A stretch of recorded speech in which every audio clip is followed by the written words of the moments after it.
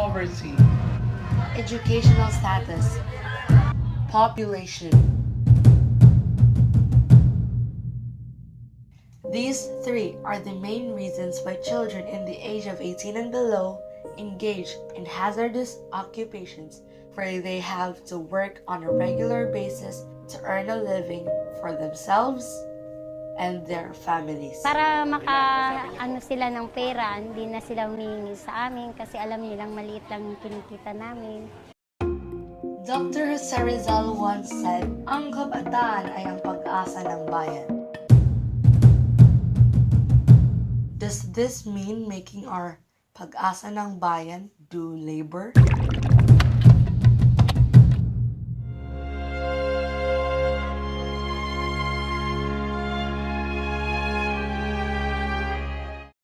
In the Philippines, families particularly value helpfulness and responsibility sharing.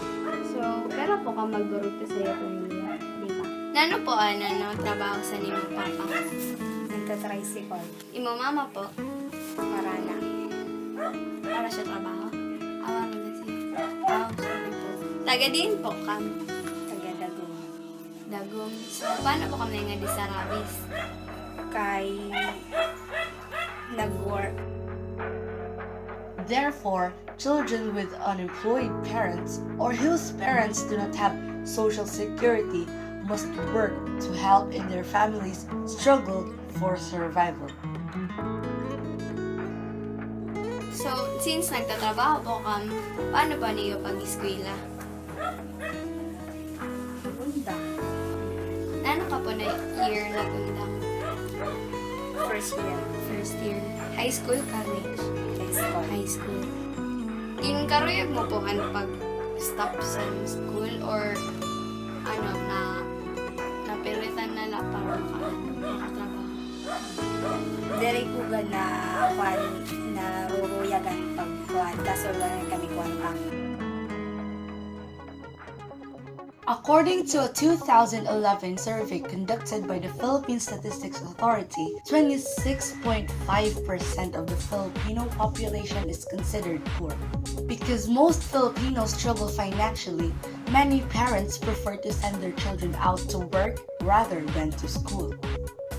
Out of the 70% of the country's working children who are still able to go to school, have experienced problems of high costs of education, distance from home to school, and difficulty in catching up with lessons. Working students complain of low grades, absenteeism, and tardiness.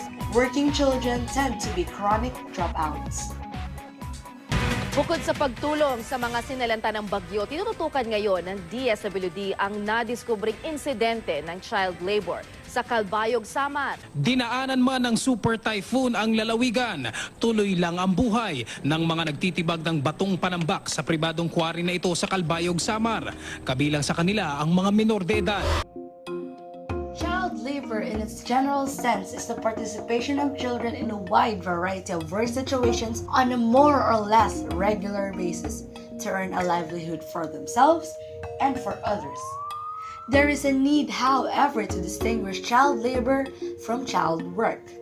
Not all types of child work are considered child labor. Child labor refers only to economic activities or those activities which are socially useful and can be paid for if you work for it. It requires manual and intellectual effort which results to the production of goods or performance of services. Thus, child labor excludes household chores for one's own family since one is not paid to do work inside their own houses. Although child labor can be found in almost every country, it is more prevalent in developing countries, especially in the Asian region. In the Philippines, which is reputed to have the worst poverty incidence among ASEAN countries, the phenomenon of child labor is prevalent and still spreading. Tala mga kapuso, balita naman mula sa hanay ng mga senador, yung pagdami po ng mga biktima ng tinatawag na child labor, mga kapuso, 5,2 milyon daw yung ba datos? 5,2 milyon ang bilang ng mga child laborers sa Pilipinas, mga kapuso. 5.2 milyon ng mga kabataan na nagtatrabaho na hindi dapat nagtatrabaho alas 6:31. Sa ibang bansa, yung mga ganyang edad nag-aaral. Inihahanda ng kanilang pamilya, ng kanilang magulang, ng kanilang mga eskwela para maging mabuting mga mamamayan ng bansa, para makatulong sila sa pag-angat ng bansa at syempre ng kanilang mga pamilya at komunidad. Pero dito, 5.2 milyong kabataan nagtatrabaho. Aside from the substandard working conditions suffered by children at work, they face exploitation by their employers in terms of long hours of work, insufficient rest periods, and extremely low wages. Sa nagtrabaho ka po, so pero po mo, okay lang po kay kung makuhan kay kung pera mo kita kada bulan. Oo. Pero po, sana po nga iyong kita, nakakahatag ka po sa iyong family or para natin sa masal. Sa akong family. So, para sa era na natin yung makagkali. On the average, when children work from 4 to 6 hours a day, they earn below 1,000 pesos per month and are paid in Pacquiao or in piece rate.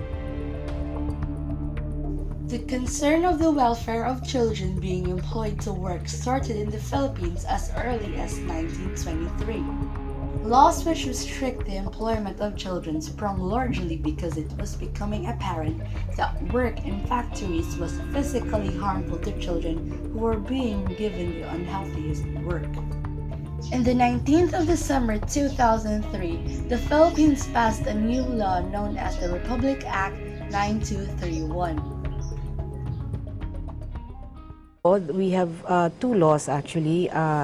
The Special Protection of Children Against Abuse, Exploitation, and Discrimination Act. That's Republic Act 9231 and Republic Act 7658. Basically says that we should protect children from all forms of abuse and they should not be working.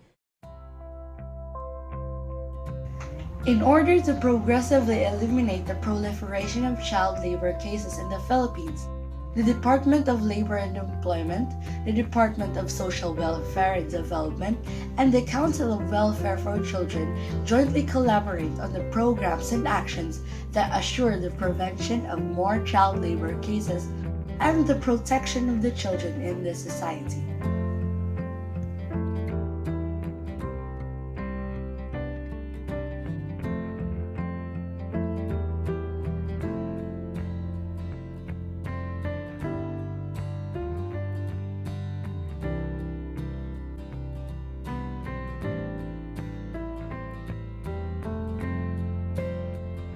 Today, the focus of actions in the country is on the elimination of risk to children rather than ending their participation in all forms of work.